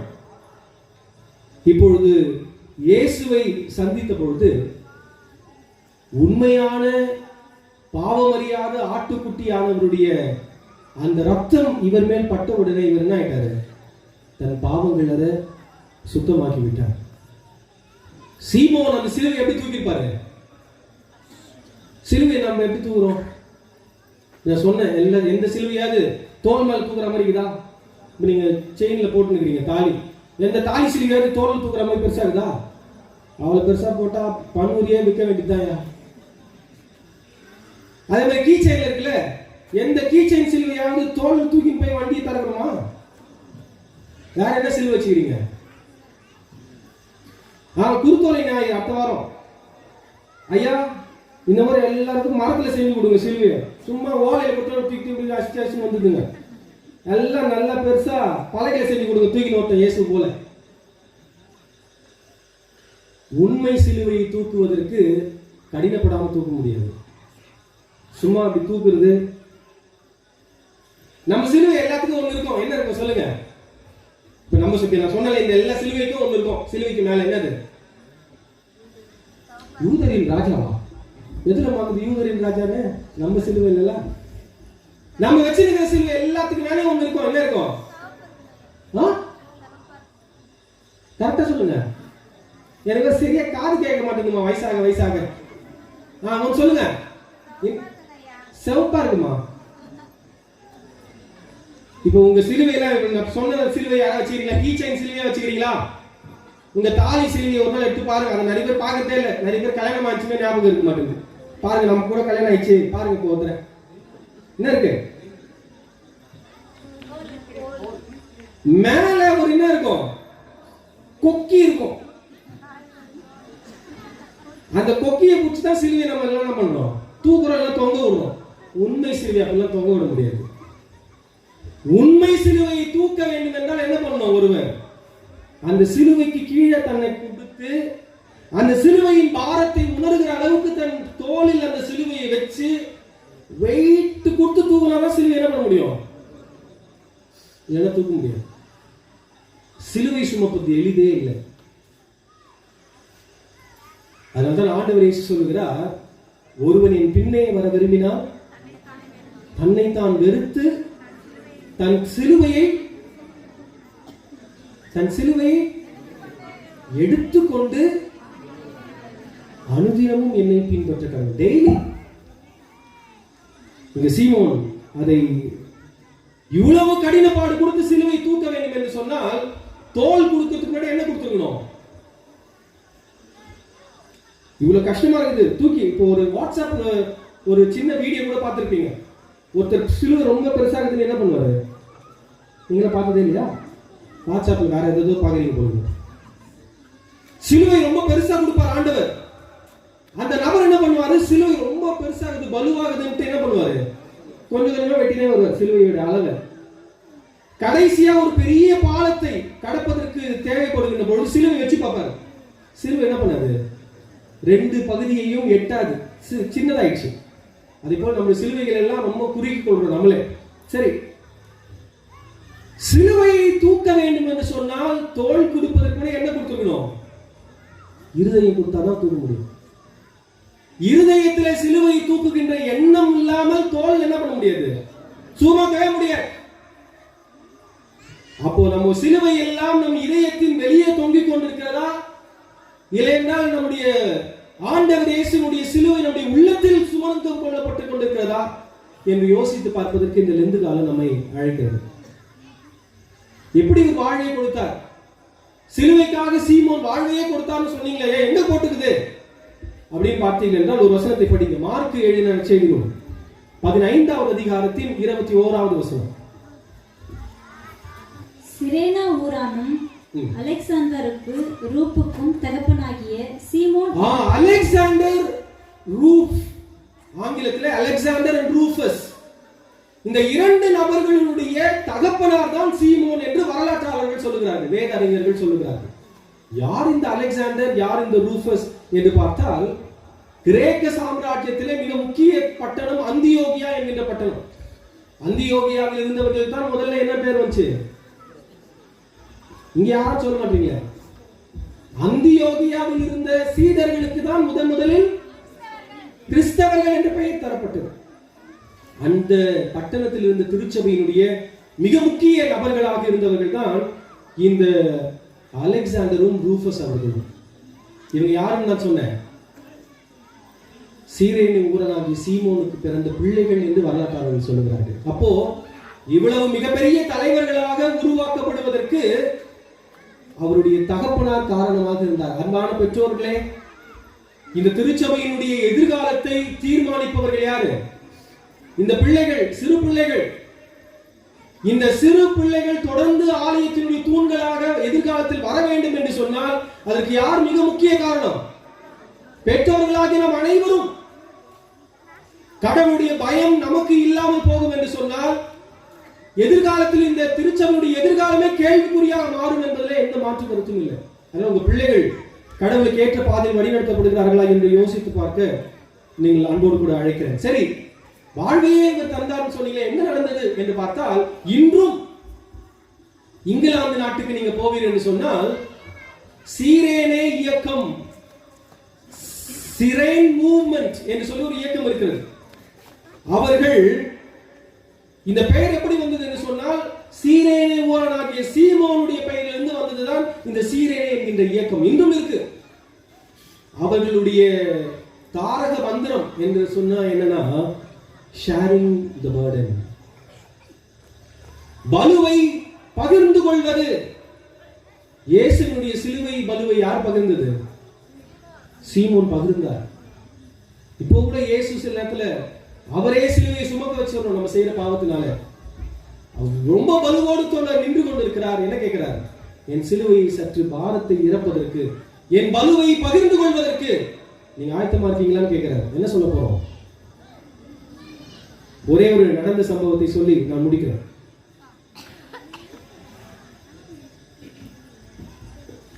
இதே இந்த யுனைடெட் கிங்டம் என்று சொல்லுவாங்க, UK, அதுல வேல்ஸ் என்கின்ற ஒரு நாடு இருக்கு, இப்போ இருக்கு. அந்த நாட்டில் மிகப்பெரிய ஒரு எழுப்புதல் ஏற்பட்டது. அநேகர் கடவுளுக்காக ஊழியம் செய்வதற்கென்று தங்களை அர்ப்பணித்தார்கள். அர்ப்பணித்து உலகின் பல இடங்களுக்கு அவர்கள் சென்றார்கள். அப்படி ஒரு குழுவினர் இந்தியாவுக்கு வந்தாங்க. குறிப்பாக இந்தியாவில் எங்க வந்தார்கள் சொன்னால் வடகிழக்கு மாநிலங்கள் இருக்கு பாருங்க. ஏதாவது ஒரு வடகிழக்கு மாநிலம் சொல்லுங்க. வடகிழக்கு மாநிலம், இந்தியாவின் வடகிழக்கு மாநிலம். நார்த் ஈஸ்டர்ன் ஸ்டேட் ஒன்று சொல்லுங்க. நீங்க தூங்கல, ஒரு பாட்டு பாட வேண்டியதான் சொல்லி நீங்க முடிச்சிடலாம். வடகிழக்கு மாநிலம் ஒன்று சொல்லுங்க. டெல்லியா, நாகாலாந்து, மிசோரம், அசாம், திரிபுரா, இதெல்லாம் வடகிழக்கு மாநிலம். அந்த பகுதிக்கு இந்த குழுவினர் போனாங்க. அங்க இருக்கின்ற மக்களுக்கு சுவிசேஷம் சொல்லுகிறார்கள். ஒருவரை ஏற்றுக்கொள்ள இயேசுவினுடைய சுவிசேஷத்தை. அங்க இருக்கிற மக்கள் யாருன்னு பாத்தீங்கன்னா தலையை எடுக்கிறவர்கள். புதிதாக யாரை பார்த்தா உடனே என்ன பண்ணிடுவாங்க? அந்த தம்பி சொன்னதோட ஆளை தூக்கிட்டு தலையை மட்டும் கொண்டு போய் அவங்க வீட்டு சோறுல மாட்டி வச்சிருவாங்க. ஒருத்தங்க வீட்டுல எத்தனை தலை தொங்குதோ என்ன அர்த்தம்? அவ்வளவு பெரிய வீரர்னு அர்த்தம். அவ்வளவு பெரிய தலையை வாங்கினவர் என்று அவருக்கு பெருமை. இப்படி இருந்த ஒரு குழுவினர்ல எவ்வளவு நாளா ஒரு ஆண்டவருடைய அடியவர் ஊழியம் செய்தார். கடைசியில் ஒரே ஒரு குடும்பம் மட்டும் என்ன பண்ணிச்சு? இயேசுவை ஏற்றுக்கொண்டது. எப்பவுமே இயேசுவை உண்மையாக ஏற்றுக்கொள்கிறவர்கள் அவங்களுக்குள்ளே என்ன பண்ண மாட்டாங்க, வச்சுக்குவாங்க. அந்த அன்பை மட்டும் சொல்லுவாங்க. இப்படி இவர்கள் பக்கத்தில் இருக்கின்றவர்களுக்கெல்லாம் இயேசுவை பற்றி சொல்லிக் கொண்டிருக்கிறார்கள். இந்த செய்தி அந்த குழுவின் தலைவருக்கு தெரிய வந்துச்சு. இந்த மாதிரி ஒரு புது சமயத்தை கொண்டு வந்து இங்க இருக்கிறவங்க எல்லாம் ஒரு ஆள் மனமாற்றி இருக்கா, நம்ம ஆள் வர மனமாறிட்டு இருக்கிறான், அந்த குடும்பத்தை கூப்பிடு என்று சொல்லி அந்த குடும்பத்தை ஒரு பெரிய மைதானத்திற்கு அழைத்து கொண்டு வந்து அந்த தலைமையின் கீழாக இருக்கின்ற எல்லா கிராம மக்களையும் அந்த மிகப்பெரிய மைதானத்திற்கு வர வைத்தார்கள். அப்ப அந்த குடும்பம் நின்று கொண்டிருக்கிறது. அந்த குடும்பத்தின் புதிதாக இயேசுவை ஏற்றுக்கொண்ட அந்த குழுவில் இருக்கின்ற ஒரு குடும்பம், கணவர், மனைவி, 2 பிள்ளைங்க நின்றுட்டு இருக்காங்க. அப்போ இந்த குழுவினுடைய தலைவர் சொல்லுகிறார், இந்த இயேசுன்னு ஒரு ஆளை வந்து சொல்லி என்ன பண்ணிட்டு இருக்கிறார், அவரை ஏற்றுக்கொண்டதாக கேள்விப்படுறேன், அது மற்றவங்களாம் சொல்றதா கேள்விப்படுறேன், அந்த வேலை இன்னியோட என்ன பண்ணிடு, விட்டு இந்த இயேசு கடவுள் இல்லை என்று சொல்லி உன் வாயால இப்ப அறிக்கை பண்ணிடு, உன்னை பத்திரமா வீட்டுக்கு அனுப்பிச்சிடுறேன். இல்லைன்னா என்ன ஆகும், உன் 2 பிள்ளைகளையும் இப்பொழுது உன் கண்ணு முன்னாடியே கொண்டு போட்டுருவேன், என்ன பதில் சொல்ல போறான் என்று சொல்லி கேட்கிறாங்க. நீங்களும் நானும் தான் என்ன பதில் சொல்லியிருப்போம்? என்ன பதில் சொல்லிருப்பீங்க? இயேசு இல்லைன்னு சொல்லு, இல்லைன்னா பிள்ளைங்களை கண்ணு முன்னாடி கொண்டுடுவேன் அப்படின்னு சொன்னா என்ன சொல்லிருப்பீங்க? என்ன சொல்லிருப்பீங்க? என்னமா? இல்ல அந்த மாதிரி நாள்ல வரப்போகுது, இன்னும் கொஞ்ச நாள்ல. அதுக்காக சொல்லிடுறேன் இப்பவே. இயேசுன்னு பேரை சொன்னா காலி பண்ணிடுவேன்னு சொல்லுவாங்க. அப்ப என்ன சொல்லுவோம்? என்ன சொல்ல போற தெரியல, ஆண்டவர் தான் பார்த்துக்கிறார். ஆனால் இவர் என்ன சொன்னார்? அன்பான பிள்ளைகளை பார்க்கிறார்.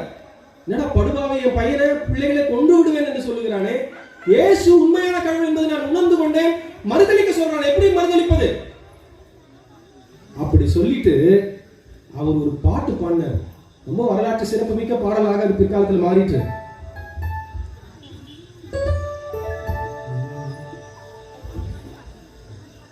இயேசுவின் பின்னே போக துணிந்தேன், இயேசுவின் பின்னே போக துணிந்தேன், இயேசுவின் பின்னே போக துணிந்தேன், பின்னோக்கே நான், பின்னோக்கே நான், பின்னோக்கே நான், பின்னோக்கே நான்.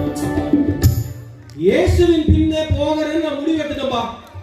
நீ சொல்றதுக்காக என்ன பண்ண மாட்டேன், பின்வாங்க மாட்டேன் என்று தைரியமாக அந்த தலைவன் முன்னாடி சொல்றாரு. தலைவனுக்கு மிகுந்த கோபம் வந்து விட்டது. என்ன சொல்றாரு? போர்ச்சேவரத்துல கொல்ற அந்த பசங்க 2 பேரையும். பெற்றோர் கண் முன்னாடியே அந்த 2 பிள்ளைகளையும் ஈட்டியால் குத்தி கொலை செய்கிறார். நான் சொல்வது வரலாற்றில் நடந்த விஷயத்தை சொல்லிட்டு இருக்கேன். 2 பிள்ளைகள் ரத்த வெள்ளத்துல கீழே கிடக்குறாங்க. ஒரு தாய்க்கும் ஒரு தகப்பனுக்கு எப்படி இருந்திருக்கும்? பதபதைத்து போய் நின்று கொண்டிருக்கிறார்கள். ஆனாலும் இயேசுவுக்காக நின்றுட்டு இருக்காங்க, சிலுவைக்காக நின்று இருக்காங்க. இந்த தலைவன் திரும்பி சொல்றான், பைத்தியக்காரங்கடா நீ, உன் நம்பிக்கைக்காக உன் எதிர்காலமாகிய பிள்ளைகளை இழக்க கொடுக்கிறாயே, புத்தி கித்தி எதனா கெட்டு போச்சு அவனுக்கு, இன்னொரு வாய்ப்பு கொடுக்கிறேன்.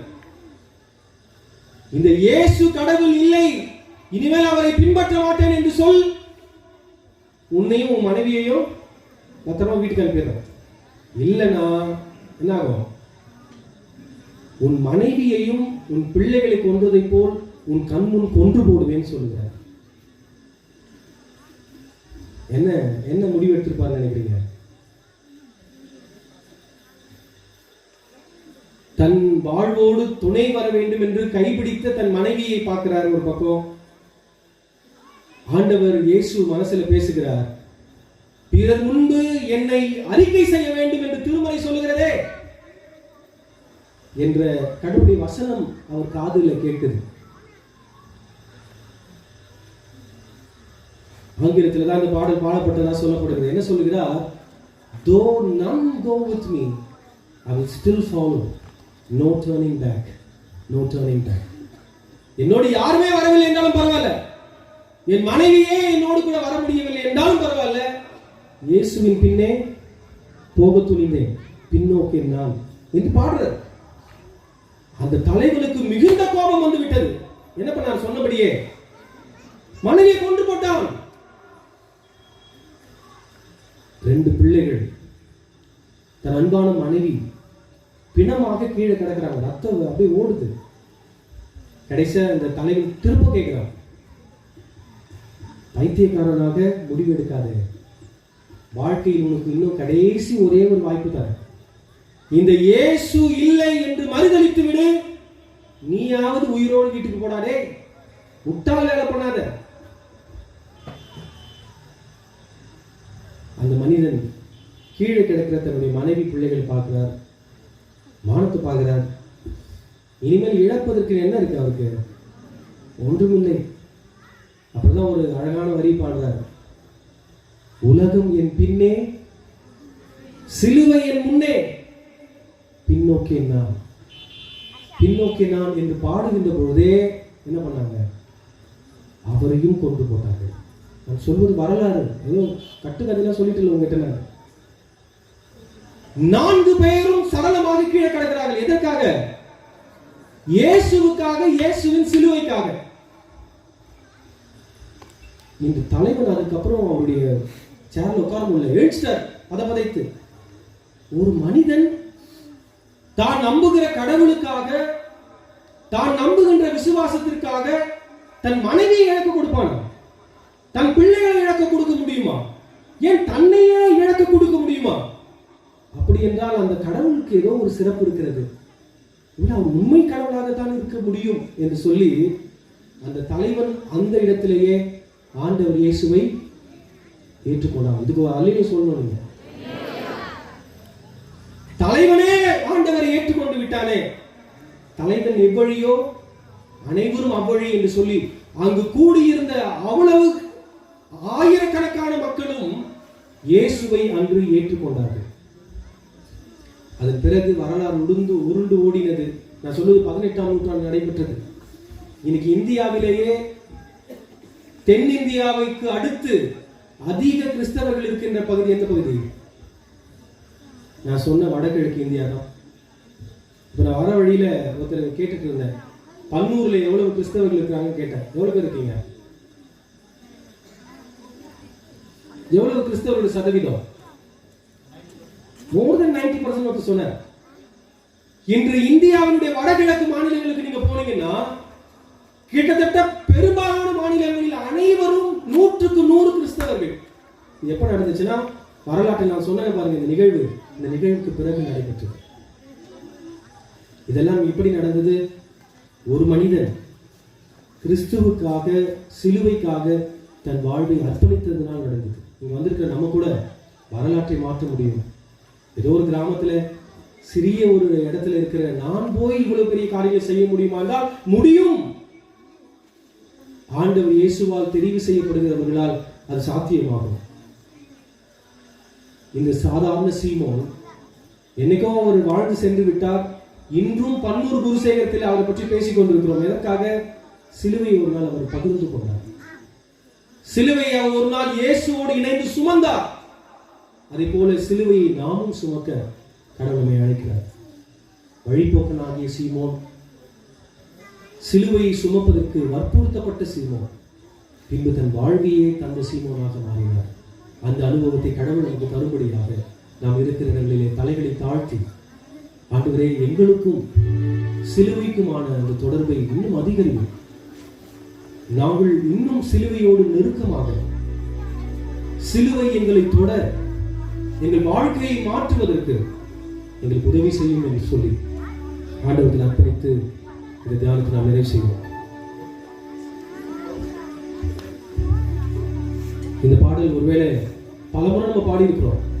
ஆனால் எந்த சூழலில் எழுதப்பட்டதனுடைய பின்னணியத்தை என்று நான் உங்களுக்கு சொன்னேன். இனிமேல் பாடுகின்ற பொழுதெல்லாம் அந்த நினைவு நம் கண்களுக்கு முன்பாக வந்து செல்ல வேண்டும். ஒரு முறை மீண்டும் அந்த பாடலை பாடி ஆண்டவருக்கு நம்மை அர்ப்பணித்து இந்த தியானத்தை நிறைவு செய்வோம். இயேசுவின் பின்னே போக துணிந்தேன், இயேசுவின் பின்னே போக துணிந்தேன், இயேசுவின் பின்னே போக துணிந்தேன், பின்னோக்கி நான், பின்னோக்கி நான், பின்னோக்கி நான், பின்னோக்கி நான், உலகம் என் பின்னே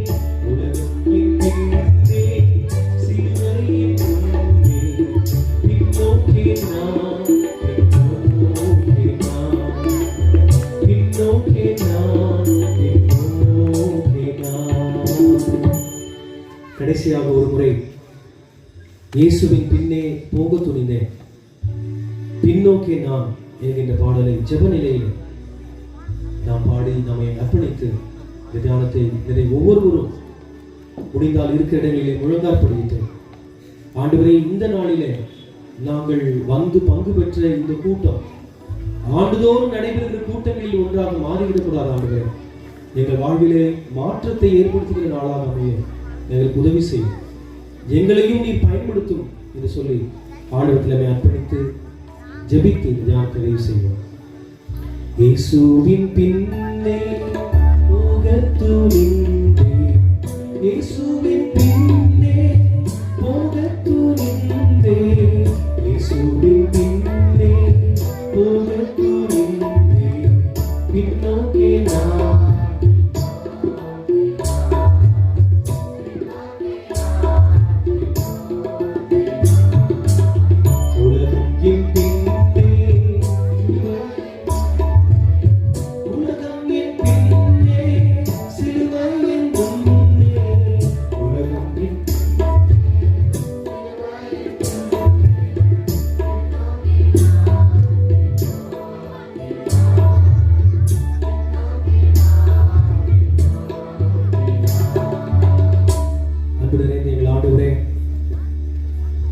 வரலாற்றிலே சிலுவைக்கு அருகாமையில் வந்தவர்கள் எல்லாம் வரலாற்றை புரட்டி போட்டிருப்பதை நாங்கள் திருச்சபையிலே திருமறையின் வரலாற்றை தொடர்ந்து படித்துக் கொண்டிருக்கிறோம்.